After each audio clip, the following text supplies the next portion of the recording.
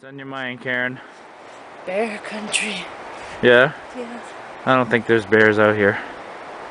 Just because you've seen tracks. Focus on that over there. See what that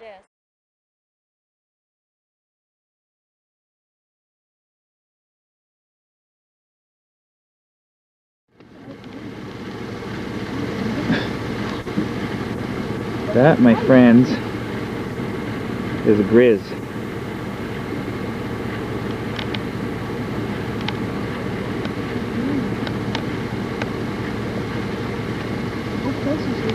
Decided to run now. He could cover the distance between me and him before I could get back to my truck. No, we couldn't. Want to bet?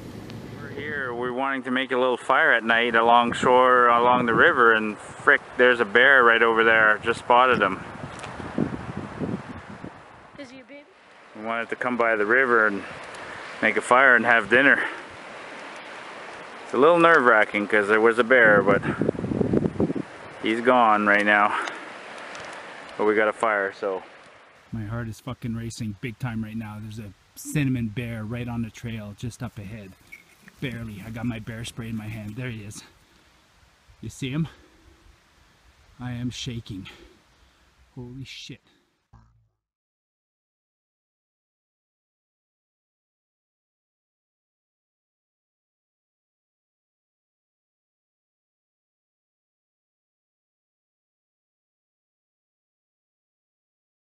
Wow. Look at that. I got the bear spray. He was close.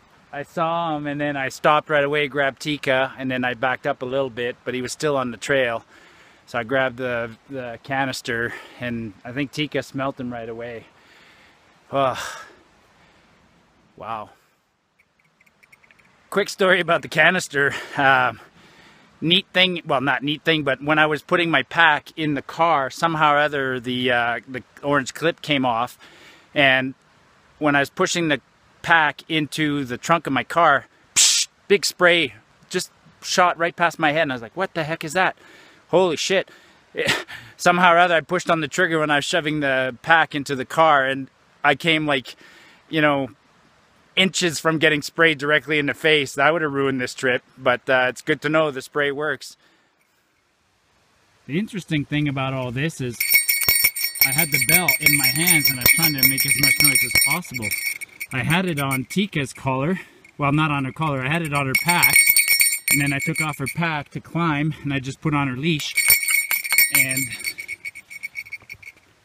because she had it on her leash, it was dangling and I was afraid it might fall off. So I took it off and started carrying it in my hands. But it just goes to show, even making noise and yelling out once in a while and having the dog in front of me, still came across a bear. So you got to be careful, extra careful, especially this time of year.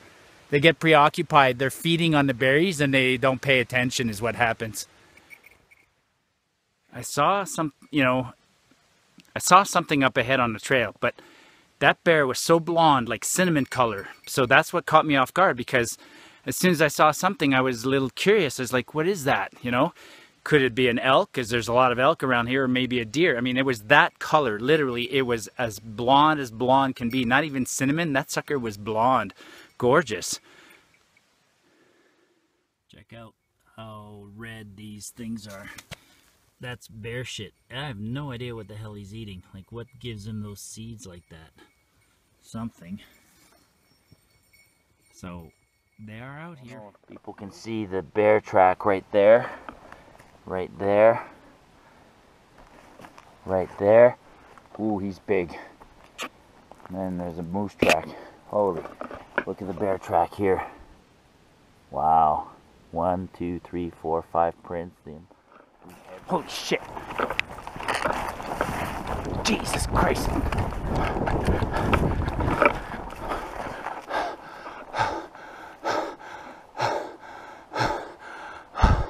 Holy fuck. I didn't like that at all. Oh my Lord. Wow. Wow. I did not like that at all.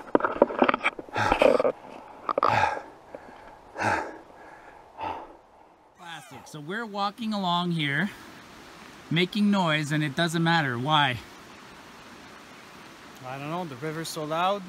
It's usually something like that. I mean, we're walking along here, we're right next to the river, and can't keep your guards too it's a low. good catch because we were just talking casually, not paying really attention if something's there. Yeah, and we just finished saying there's no food there for him, but there is. Along, and we're not making a lot of noise. And there's the bear right there.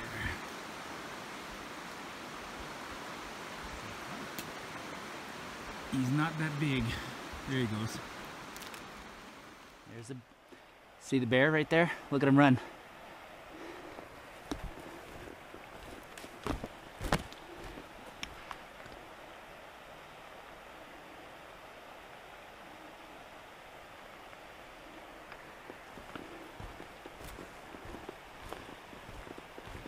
Oh, he's gonna go by the water.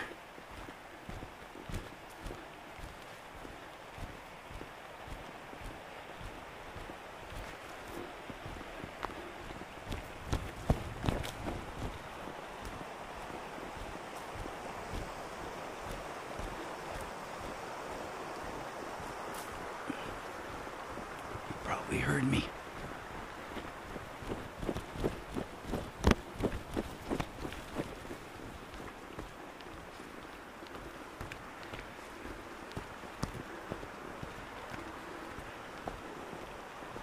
Where is he?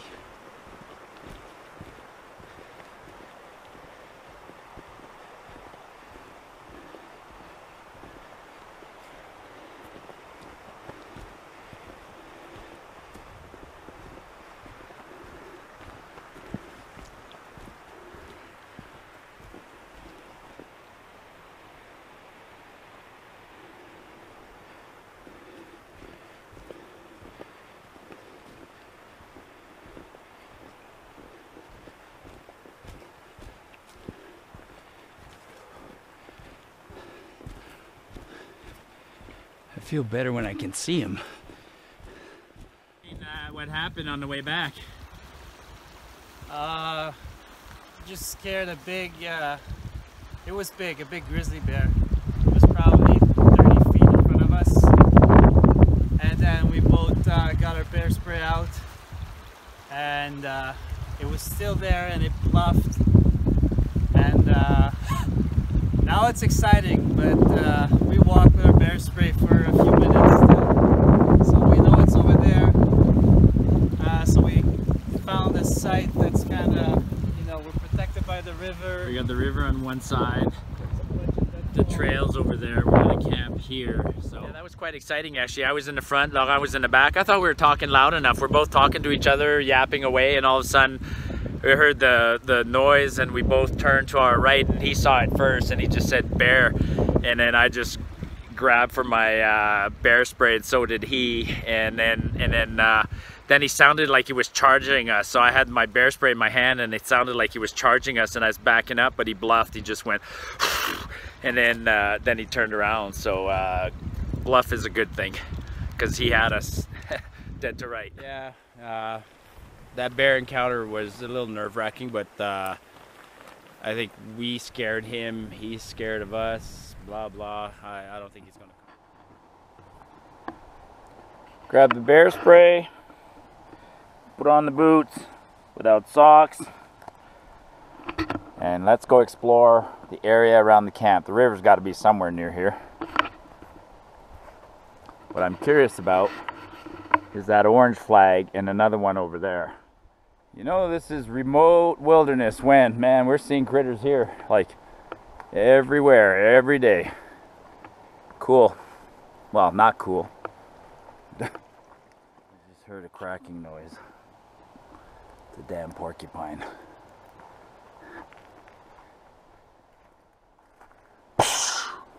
Get away! Get away!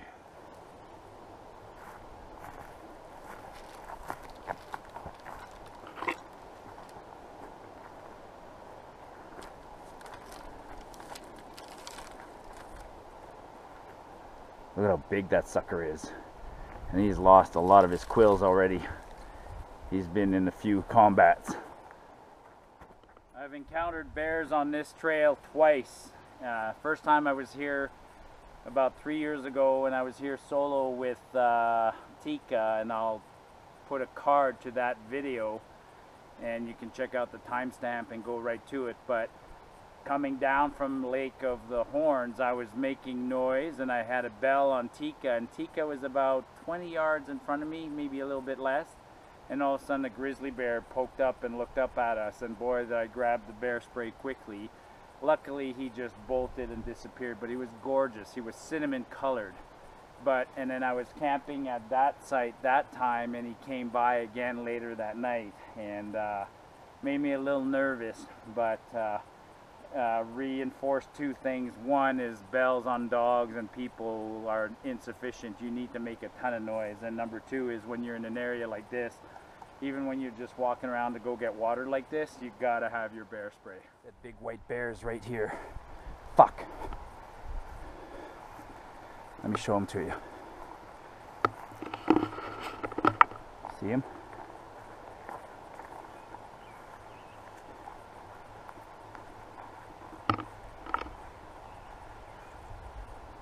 Hey, bear! Go away! Hey, bear! Go away! Bad bear, go away! Go away! Shit. Time for the fire real quick. I'm a bit nervous right now. I'm shaking.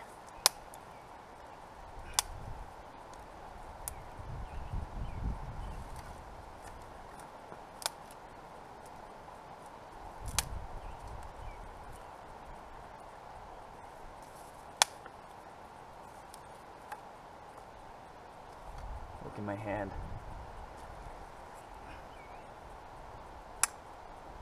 Take the safety off the spray.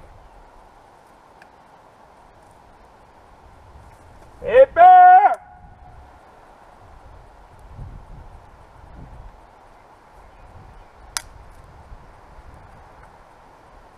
Well, he's not cinnamon, he's white.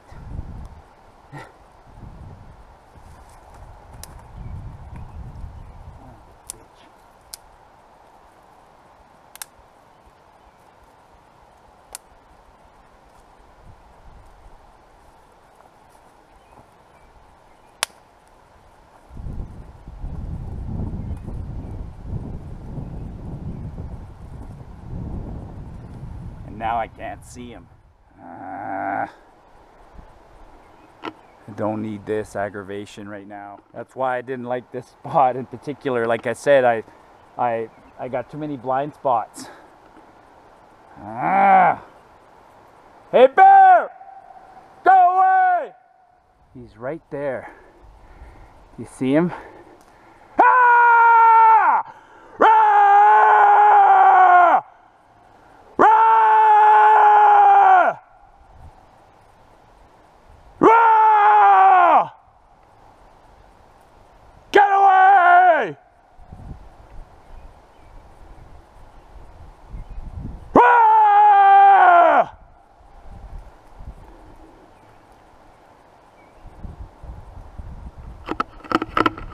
Shit, am I standing in his food or something? Has he got something here that he wants? He's pretty, but I'm shaking. I'm not happy right now. There he is. He's curious and he's not moving. He just ran. I don't know if he finally decided, but he's gonna come back. Oh shit, right there. Frick, he's close. I don't know if he moved on or not. I kind of have no choice. I'm going to have to go investigate and check out over there. You know, and I mean, I said I've been here before. There's been bears before. This is prime grizzly bear habitat. We're in the just below the alpine. There's avalanche slopes everywhere. They're looking for carrion dead animals that got, you know, swept in avalanches and things like that. So he's being opportunistic right now. Humans come here frequently, so he might not be entirely scared of humans. He's not that big. And I said it before, I so rarely have incidents with bears in camp. You know, it's you meet him on the trail when you surprise him. But what worries me about that one is I screamed and he's not reacting, not, you know, I should have heard him bolting. He's not gone far. Because if he went crashing after I scared him, you'd hear the thump, thump, thump, but you didn't. So he's just back there. I'll just make the fire big for a while and hang around, and then I'll go look. Gonna be a sleepless night. He's over there now. So he started over there. He walked all the way around, and now I can barely see him, but he's over there. He's heading towards the trailhead, the main trail in the creek. It kind of lets me know that he's not interested in here and he's going around. He was interested in a beaver dam maybe, but now I'm wearing high visibility. I decided to go yellow. You know, one of the things is you make yourself big and visible. I was wearing camouflage green basically, so that's not very smart of me. So now I'm wearing my high visibility yellow rain jacket, and I will walk a bit that way. Yeah, back up.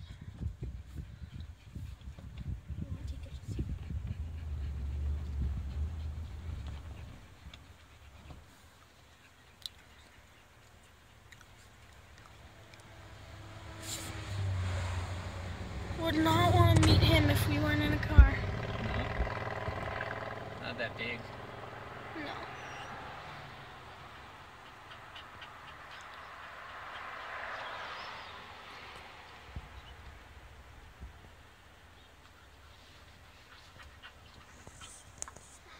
You getting him?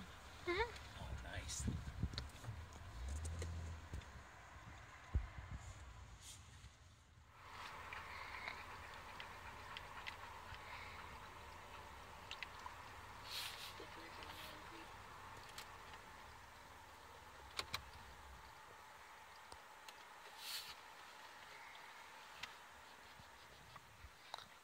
He's close. He's small. He's cute.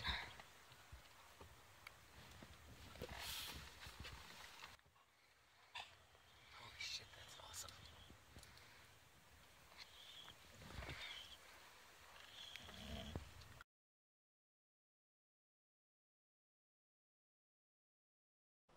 All right, a beautiful morning. So as you can see around me, like there's no place to hang a bear bag here or even tie one to anything. So I slept with the gear, all my gear, including my food, under my tent. And I have been doing that for the better part of at least 35 years. And it's not controversial. It's based on years of experience. And I know from, you know, everybody's, no, I'm not even gonna go there. Just wanted to make a comment. This valley, when we were coming over Pipestone Pass, there's a warning sign. There's one at the top and there's one at the bottom, you know, 20 kilometers apart kind of thing. But this valley is absolutely prime grizzly habitat. So they don't want people traveling through here. Now we're traveling with a large group, so we're okay, but you know, this is what prime grizzly habitat looks like. Evan lost the trigger guard for his bear spray, so On day one, and ever so often he has to stop and wrap rope around there so that the guard doesn't press down by accident. Can't remember what these are called. Don't see them very often. Look at how easily they fall off. Cool. Oh yeah, this is a bear pantry, folks. I'll show you a few other things in a minute. This is an example of absolute wilderness camping. So there's no bear hangs here. There's no food lockers. There's no fire pits or anything like that. And, you know, I've talked about this, but I'll talk about it a little bit more. When we showed up here today, we were what I call bundles of odor. So we had our packs on, and we're, you know, I show up in camp and I'm a bundle of odor. And then you unpack. And so what do you do when you unpack? Well, think about it. So I got a cooking area here, so I got odors here. And then I went and put my tent over there. So I have odors. I mean, the tent smells like resin and my body and maybe suntan lotion, insect repellent, things like that. And so I spread my odors around. Now, the idea that you should put your food away from your camp is an interesting idea, but what you're doing is you're actually pushing odors further out. So you're giving your camp a bigger odor footprint. And when you're setting up your camp, the wind might be a certain way, but by the time goes by, the wind can change. So right now I have the wind and it's coming in my face. So if a bear comes from over there, he's disadvantaged because he can't smell us. And maybe I hung my food over there, but the bear's going to take a big, long, wide trip around to get downwind so he can smell our odors. So the idea of spreading your odors around can have negative consequences, especially if you put stuff in the wrong area because you haven't considered the wind. So now I might feel safe because my food is over there, but the bear is going to come through here and he's going to investigate everything on his way to get to the food. And trust me, he's not focused entirely on the food. He doesn't know that it's food. He eats dead beavers, dead elk, and berries. So he's not necessarily accustomed to the fact that my Kraft dinner or my granola bar or my Kit Kat chocolate bar is food. So he's just curious and investigating odors. And on his way to there, he'll probably stop at the tent and sniff around and do other things. So my philosophy, which has served me well for 30 years, is that I keep my food near me. And if a bear comes into the camp, I will defend my food and I will threaten the bear and I will spray the bear if necessary. Otherwise, if I separate too much, the bear could actually come and go to my food without me knowing it, and then he'll take my food or something else, and I'm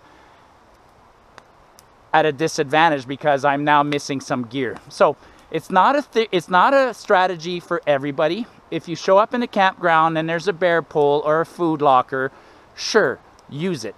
But if you're in the wilderness here, true wilderness, where you got an absolutely wild bear, you have to think like a bear, and spreading everything around is not necessarily the right idea. So it's worked for me for 35 years. I'm just putting it out there. Criticize me if you want. Obviously, my risk tolerance is different than most people's. So I'm just giving you food for thought, you know? I mean, and the other thing that's interesting, people say bears have a great sense of smell and they'll want to investigate things. Absolutely. But remember, that great sense of smell also tells them that there's a dead elk in the valley next door. So they're more likely to go investigate that. So we're not the only smells in this valley. There's a ton of smells around here. And bears, sure, they go with their nose, but they worry about the wind, and so yeah, there's a lot more to enjoying the outdoors and to preventing incidents in the outdoors than just simply following rules that you read on the internet, you know? So that's all I'm asking is think about what you've been told, carry your thoughts to their logical conclusions, and be open to other suggestions. So we're a group of 3 and we have 2 dogs, which is fine. But right now, I was talking about bears last night. We are in bear country, and right now we're walking upwind. So the wind is blowing towards us, which means that if there's a bear on the other side of this hill up ahead, he can't smell us. And so we might catch him off guard. So the wind direction is an important consideration when traveling in the backcountry and setting up your camp and things like that. I'm walking up this hill, and if there's a herd of animals or something on the other side of the hill, they have no advance warning. They can't smell me. Any bear, any rodent can climb up this side easily and get to your cache here.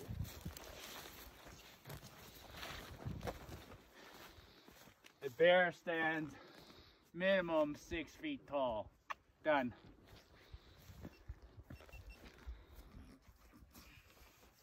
Feels good, I'm sure, but you're wasting your time. All right, so there you have it. Just just thought it'd be fun to put together a video like this. Bears are an interesting topic. It's you know, it's the top two topics that I get questioned on my videos, water being probably the other topic, you know, water and drinking water and drinking unfiltered water, and then a lot of questions around the topic of bears. And I always tell people, don't be discouraged by bears. Don't, you know, you have to have a healthy fear of bears, and you have to be prepared. But don't let the fear of bears keep you from enjoying the Canadian Rockies. So as you can see, I've been doing this for a long time. I've been doing this for 30 plus years, and you know, my average is about one bear sighting about every 4 hikes and a bear encounter about every 10 hikes. So I haven't, you know, and by all means, this was just a sample. I don't, most of the times when you have a bear encounter or a sighting, you don't even have time to get the camera out. And so I have videos on bear awareness. There's lots of great videos on bear awareness. If you're absolutely nervous, you know, hike as a group. There's no incidences of bears attacking groups of 4 or more. But otherwise, you know, the key to enjoying the wilderness where there's bears is, of course, having a bear spray, but also being aware of, you know, what environments do the bears like, the foods. You know, if you're in a berry patch, get out of the berry patch. Make lots of noise on the trail. Don't make unnatural noises. And then be especially aware where you are likely to encounter a bear and catch him off guard, which is where most of the incidents occur. You know, it's when you're coming around a bend or you're walking near the river and there's noise and the bear doesn't hear you and you don't see it, and all of a sudden you have an encounter. And then, you know, I don't know, invariably in many of those encounters, the bear will quickly turn and run or bluff you. Because almost every animal in nature doesn't want to confront. For an animal, survival is hard enough, and confrontation just adds a risk that animals don't want. So most animals want to avoid confrontation. And in the deep backcountry where bears are not accustomed to humans, they see us as a threat and they will avoid us. Anyways, please add some comments, ask me some questions. Happy to answer. You might not like my answers because my tolerance for bears and other hazards in the wilderness is perhaps higher. But like I said in part of the video, I encourage people to just debate it and to be open-minded about it, and be also respectful. Anyways, hope you enjoyed this short video. Give me a like and a subscribe if you don't mind. Share this with your friends, and let's see you off the beaten path, folks.